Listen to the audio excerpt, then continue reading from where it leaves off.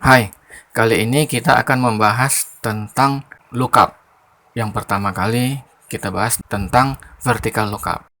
Ini ada sebuah contoh data penumpang di mana di sini disebutkan kode asalnya adalah EG.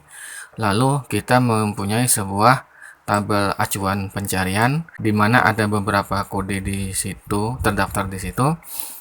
Jadi kita bisa mencari dari tabel itu kalau kode EG yang ini tadi maka merujuk kepada negara Mesir. Jadi seharusnya di sini keluarlah negara Mesir. Tetapi kita tidak menggunakan cara manual, yang kita gunakan adalah cara lookup. Dan karena tabelnya berbentuk vertikal, judulnya di atas, datanya ke bawah, maka kita menggunakan vertical lookup atau VLOOKUP. Jadi rumusnya adalah kita ketikkan sama dengan vertical lookup atau VL dan tekan tab di keyboard. Kalau kita tengok di sini ada 4 parameter. Yang pertama adalah lookup value, yang kedua adalah table array, yang ketiga kolom index number, yang keempat adalah range lookup. Lookup value adalah apa yang menjadi acuan pencarian, yaitu kode di atas. Itulah lookup value-nya. Lalu pemisah. Parameter kedua adalah table array atau rujukan. Kita sudah mempunyai rujukan di sini, jadi kita sorot rujukan ini. Lalu parameter ketiga adalah kolom index number. Karena yang kita sorot ini adalah dua kolom, yaitu kolom kode dan kolom negara. Kolom tersebut dinomori. Ini berarti kolom kode adalah nomor 1, kolom negara adalah nomor 2. Maka yang kita ambil adalah nomor 2 karena kita mencari nama negaranya. Maka kita ketikkan 2 mewakili kolom kedua. Lalu pemisah. Lalu parameter keempat adalah cara pencocokannya atau matchingnya. Ada dua macam, approximate atau exact.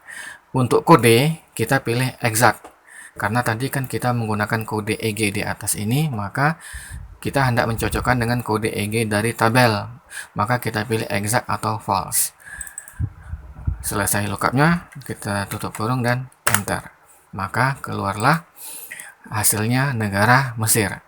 Seandainya kode EG ini tadi kita ganti dengan kode yang lain, kode AU umpamanya, maka otomatis keluar negara Australia. Umpamanya saya ganti dengan kode BE, otomatis keluar negara Belgia. Begitulah ceritanya tentang lookup, yaitu mencari berdasarkan acuan pencarian, dicari ke tabel rujukan.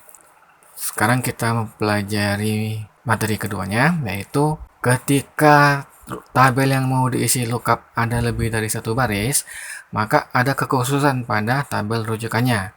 Kalau kita tengok pada materi pertama tadi, yang kita isi hanya satu baris saja. Jadi pada waktu merujuk ke kolom yang ini tadi, kita tidak mengubahnya menjadi alamat absolut. Kita bisa menggunakannya langsung begitu saja karena kita tidak akan mengcopy rumusnya.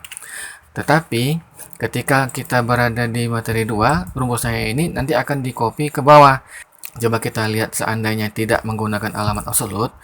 Kita ulangi lagi rumus lookupnya.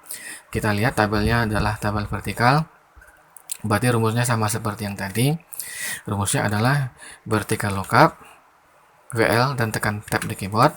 Lalu acuan pencariannya adalah kode FI di sini di sebelahnya, harus di baris yang sama. Lalu pemisah, lalu kita rujuk kepada tabel acuannya yang ini, tabel acuan dalam lookupnya. Nah, ini kita sorot tanpa kita konversi menjadi alamat absolut. Apa yang terjadi? Kita lanjutkan rumusnya dulu. Kolom yang kita cari adalah kolom negara, berarti dia kolom kedua. Lalu cara pencocokannya adalah false atau boleh diganti dengan 0. False di dalam kode Excel boleh diganti dengan 0. Enter kan? Maka keluarlah negara Finlandia di baris tersebut. Ini sampai di sini sudah benar. Tetapi masalahnya timbul ketika rumusnya di copy.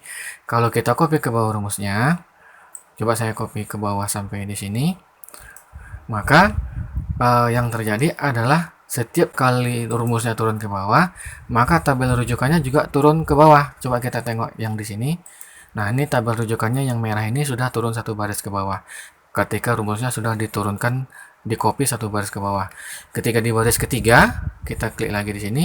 Nah, rumusnya juga ikut berpindah ke baris ketiga. Dan begitu seterusnya. Ketika di baris yang terakhir, maka sudah bergerak ke bawah sini tabel rujukannya. Jadi itulah masalahnya dalam tabel rujukan.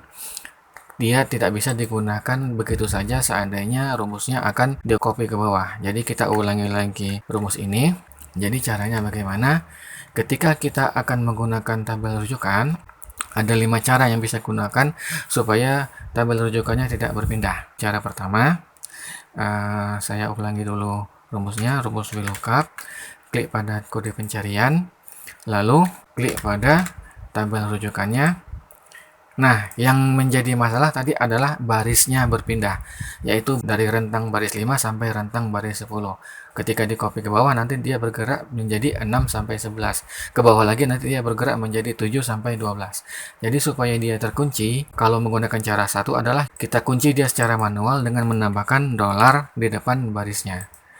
Itulah cara satu, yaitu secara manual kita kunci barisnya, lalu masukkan parameter berikutnya yaitu nomor kolom 2 dan cara pencocokannya 0, tutup kurung, enter. Maka ketika kita copy rumusnya ke bawah, maka kalau kita klik di baris kedua, tabel rujukannya tetap dari rentang baris 5 sampai baris 10 karena sudah kita kunci dengan $ di angka 5 dan angka 10-nya. Kita klik di baris ketiga, dia tetap 5 sampai 10. Itulah cara satu, yaitu mengunci dengan cara manual. Seandainya kita ingin lebih cepat waktu mengunci sorotan, kita bisa menggunakan tombol F4 di keyboard. Kalau di laptop, tombol F4 ini seringkali harus digabungkan dengan tombol Fn. Jadi kalau di laptop, tombol F1 sampai F12-nya bersifat secondary, maka harus menekan Fn dulu untuk menekan F4. Tetapi kalau di PC biasa, F4-nya bisa ditekan langsung. Jadi saya gunakan rumusnya lagi, vertical lookup, klik pada kode pencarian, lalu pemisah, lalu sorot tabel rujukannya, dan tekan F4 di keyboard. Atau kalau di laptop, tekan Fn F4. Maka otomatis terkunci kolom dan barisnya dalam rentang tersebut. E menjadi $E, 5 menjadi $5, F menjadi $F, dan 10 menjadi $10. F4 ini dia punya beberapa mode. Kalau kita tekan F4 lagi, maka yang terkunci hanya barisnya saja. Seperti yang kita lakukan waktu cara manual tadi. Kita tekan lagi F4-nya, maka yang terkunci sekarang kolomnya saja. Kita tekan lagi F4, maka hilanglah pengunciannya. Kita tekan lagi F4, maka kembalilah dia mengunci kolom dan baris, yaitu $E, $5 sampai $F, $10. Itulah cara kedua mengunci dengan F4. Kita lanjut rumusnya. Kolom kedua dan 0. Kita tutup kurung dan enterkan. Dan sekarang kalau kita tarik ke bawah, maka keluarlah isi rumus lookupnya. Ada cara lain selain cara 1 dan 2 ini, yaitu kalau kita ingin cepat, kita bisa menggunakan menyimpan nama. Coba kita beralih ke materi ketiga. Materi ketiga sama seperti materi 2 tadi, hanya saja kita menggunakan cara lain dalam menyimpan rujukan. Tabelnya harus dipersiapkan dulu. Kalau menggunakan cara 3, itu maksudnya menggunakan menu define name, yaitu dari menu formula kita ada menu yang namanya define name. Ini artinya suatu sorotan akan kita beri nama. Jadi terlebih dulu disorot apa yang mau kita beri nama. Nah, tabel ini kita sorot, tabel rujukannya. Lalu dari menu formula, dari menu define name, kita pilih define name. Lalu kita beri nama, umpamanya saya kasih beri nama tabel negara atau T negara. Oke kan? Maka sekarang tabel negara ini sudah bisa digunakan dalam lookup, sehingga kita tidak perlu lagi melakukan sorot dan F4. Umpamanya, saya ulangi rumusnya. Sama dengan vertical lookup, klik pada kode, lalu pemisah. Nah, kita panggil tadi nama yang kita simpan dalam define name, T negara. Di situ dia akan muncul di dalam ketikan. Jadi kita tidak perlu mengetik lengkap, cukup mengetik 2 huruf 3 huruf. Maka kalau sudah tersorot biru seperti ini, tinggal tekan tab di keyboard. Maka akan lengkaplah sorotannya, dan kita lanjut rumusnya, kolom 2 dan cara matching 0 tutup kurung enterkan. Maka ini hasilnya sama seperti cara 1 dan 2 tadi.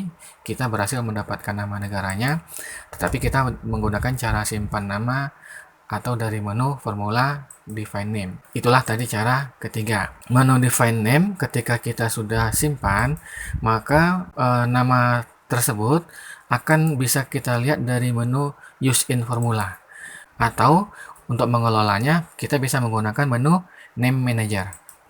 Nah, dari menu name manager tampillah secara lengkap daftar nama yang pernah kita simpan. Untuk kita hapus tinggal klik tombol delete lalu oke, maka sekarang kita tidak punya lagi nama yang tersimpan. Jadi rumusnya sekarang gagal karena namanya sudah tidak ada lagi. Lanjut ke cara keempat. Cara menyimpan selain menu define name, dari menu tadi ada cara yang lebih cepat, yaitu menggunakan kotak name box. Kotak name box ini dia namanya kotak name box. Jadi tidak perlu kita membuka menu, langsung kita beri nama di kotak name box ini. Sebagai contoh, saya ulang lagi sorotannya tabel negara ini. Lalu pada kotak name box saya klik dan saya beri nama T negara lalu enter. Maka sekarang sudah tersimpanlah nama sorotan ini dengan T negara melalui cara 4 tadi, yaitu klik pada kotak name box dan diberi nama. Jadi sekarang saya ulangi lagi rumusnya. Saya gunakan rumus VLOOKUP, klik pada kode pencarian, lalu masukkan nama yang disimpan tadi melalui name box, T negara, dan cara matchingnya kolomnya 2 dan cara matchingnya 0, enterkan. Maka caranya sama seperti tadi sewaktu menggunakan cara 3. Cara 3 tadi menggunakan menu define name, cara keempat tadi menggunakan name box, bisa disimpan namanya langsung. Cara keempat. Cara kelima untuk menyimpan tabel rujukan, jadi saya hapus lagi dulu, ini adalah menggunakan menu Smart Table atau Excel Table, yaitu ketika kita sedang mensorot suatu tabel, terutama tabel vertikal, dari menu Home kita ada fitur yang namanya Format as Table. Tabel di sini maksudnya adalah tabel khusus yang merupakan fitur dari Excel. Kalau kita pilih menunya akan muncul beberapa contoh desain. Tidak masalah kita pilih yang desain yang mana, pilih yang manapun oke. Umpamanya saya pilih yang biru, saya mendapatkan menu ini. Apakah tabel kita ada headernya? Ya, tadi saya sudah mensorot judulnya, maka tabel kita ada headernya. Kita klik OK. Maka tabel kita ini sekarang sudah berubah menjadi Smart Table atau Excel Table, dan Excel Table ini ada menu khususnya. Kalau kita lihat dari menu di atas, desain namanya, ketika kita sedang berada di dalam table. Kalau saya klik di luar, maka menu desain tadi hilang. Tetapi ketika saya kembali klik di dalam Smart Table tadi ini, maka menu desainnya muncul kembali. Kita lihat namanya di sini Table 1 atau Table 1 karena dia baru pertama kali dibuat. Jadi nama ini bisa kita gunakan dalam lookup tadi. Jadi saya kembali ke lookup, saya klik pada saya gunakan rumusnya lagi, vertical lookup. Klik pada kodenya dan masukkan nama tabelnya tadi adalah tabel 1. Nah, muncul lagi dia di inboxnya. Kita tinggal tekan tab di keyboard, lalu dia nomor kolomnya, nomor kolom 2, dan cara matchingnya 0, tutup kurung, enterkan. Maka sekarang hasilnya bisa di copy ke bawah. Itulah cara kelima, yaitu menggunakan Excel Table atau Smart Table. Sekarang kita beralih ke materi 4, yaitu tabel rujukan ini ada 2 arah, tergantung di mana letak judulnya. Ini ada contohnya tabel pertama, judulnya di atas, datanya ke bawah, maka tabel ini arahnya vertikal. Kalau tabel yang lain, ini saya copy tabelnya ke bentuk lain, judulnya di sebelah kiri dan arah datanya ke kanan, itu berarti dia adalah tabel horizontal. Dua macam arah tabel rujukan ini, maka rumus lookup kita juga menjadi 2 macam. Untuk tabel vertikal ini tadi, maka rumusnya adalah vertical lookup atau VL, seperti yang sudah kita gunakan sebelumnya. Tetapi untuk tabel yang horizontal, maka rumus lookupnya adalah HL atau horizontal lookup. Jadi Coba saya gunakan rumusnya sekarang sama dengan horizontal lookup atau HL, gitu ya. Lalu sorot kepada acuan pencariannya, terus pemisah. Lalu kita sorot tabel horizontalnya yang ini. Saya sorot kodenya harus berada di baris pertama. Lalu karena ini akan di copy ke bawah, maka ditekan F4 di keyboard. Lalu kalau horizontal, maka yang kita ambil adalah nomor barisnya. Ini ada dua baris, baris pertama kode, baris kedua negara. Maka yang kita ambil adalah baris kedua, karena kita mencari negara. Kita ketik 2, dan cara pencocokannya adalah false atau exact atau 0, karena dia kode. Baru kita tarik ke bawah, maka keluarlah rumus hasil horizontal lookupnya. Berikutnya kita ke materi 5, mengenal parameter ketiga, yaitu nomor kolom dan nomor baris. Kita punya kasus lain di sini, yaitu ada tabel paket. Di sini ada nama paket dan harga paket yang akan diisi. Kalau kita lihat, nama paket ada di kolom kedua di sini, harga paket ada di kolom ketiga. Karena tabel ini ada 3 kolom. Kolom pertama kode, kolom kedua nama paket, kolom ketiga harga. Jadi nomor kolom ini akan menentukan apa yang mau kita keluarkan. Kodenya bisa kita lihat di sini. Jadi coba kita lihat rumusnya. Tabelnya vertikal, maka kita gunakan rumus vertical lookup. Vertical lookup, klik pada kodenya, lalu pemisah, lalu sorot tabelnya ini tadi. Saya sorot tabel rujukannya, lalu karena rumusnya akan di copy ke bawah, tekan F4 di keyboard, lalu pemisah. Nah, sekarang karena ada nama paket dan ada harga, yang mana yang akan dikeluarkan? Tadi saya mengetikkannya di kolom C, berarti saya akan mengeluarkan nama paket. Kalau kita tengok di sini nama paket berada di kolom kedua, maka kita ketikkan 2. Lalu cara matchingnya 0, tutup kurung, enter. Lalu kita lihat dan tarik ke bawah, maka sudah sesuai rumus dengan kodenya. X10 artinya Excel 10.000, S5 artinya simpati 5.000. Sekarang ke harga di kolom D. Kalau kita tengok, dia di sini ada di kolom ketiga dari tabel rujukan tadi. Maka kita coba masukkan rumusnya sama dengan vertical lookup. Klik pada kode acuan pencarian, lalu pemisah, lalu sorot lagi tabelnya ini. Lalu F4 karena akan di copy rumusnya ke bawah, lalu pemisah. Nah, sekarang nomor kolomnya yang mana? Yang kita keluarkan adalah ketiga, nomor kolom 3, karena yang kita keluarkan adalah harga. Baru cara matchingnya 0, tutup kurung, enter. Maka keluarlah harga 11.000, karena harganya ini berada di kolom ketiga dari tabel yang kita sorot tadi. Begitulah maksud dari parameter ketiga nomor kolom. Untuk horizontal juga sama, yaitu nomor baris. Seandainya kita punya kasus yang sama tetapi tabelnya horizontal, tapi kali ini ada tambahan pada tabelnya, yaitu bonus. Jadi kalau kita lihat, bonusnya ini adalah baris keempat dari tabel. Baris pertama kode, baris kedua nama paket, baris ketiga harga, baris keempat bonus. Nah, di tabel utama yang dicari hanya bonus, berarti yang dicari adalah baris keempat. Jadi coba kita lihat rumusnya. Umpamanya ini saya simpan saja namanya supaya tidak susah mensorotnya. Ini saya simpan, terus saya beri nama di sini, namanya T bonus. Enterkan. Sekarang sudah ada namanya. Kita ketikkan rumusnya. Rumusnya adalah horizontal lookup karena tabelnya horizontal. Maka ketikkan rumus HL, tap di keyboard. Lalu acuan pencariannya adalah kode di sebelahnya. Lalu pemisah. Lalu tabelnya tadi adalah tabel yang sudah saya simpan, T bonus. Lalu tekan tab di keyboard.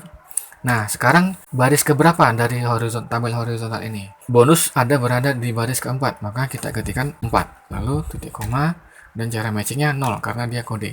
Baru enterkan. Maka sekarang keluarlah buku tulis. Artinya kalau membeli paket Excel 10 akan mendapat bonus buku tulis. Kalau kita tarik ke bawah, maka keluarlah semua bonus-bonusnya. Seandainya mencari harga, maka saya ulangi lagi. Saya hapus ini dulu.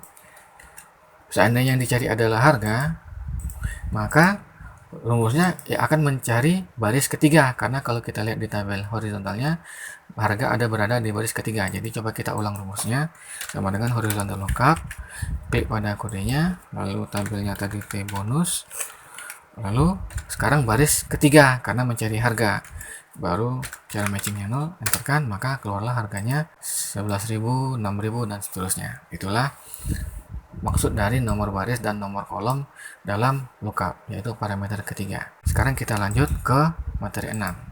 Sejak awal dari materi 1 sampai materi 5 tadi, kita hanya mencocokkan lookup dengan berdasarkan kode. Kali ini kita mencocokkan lookup dengan berdasarkan nilai dari yang diperiksa. Sebagai contoh, di sini kita punya beberapa siswa yang mempunyai beberapa nilai dan ada tabel nilainya di sebelahnya. Coba kita simpan tabel nilai ini. Saya simpan dengan nama P nilai.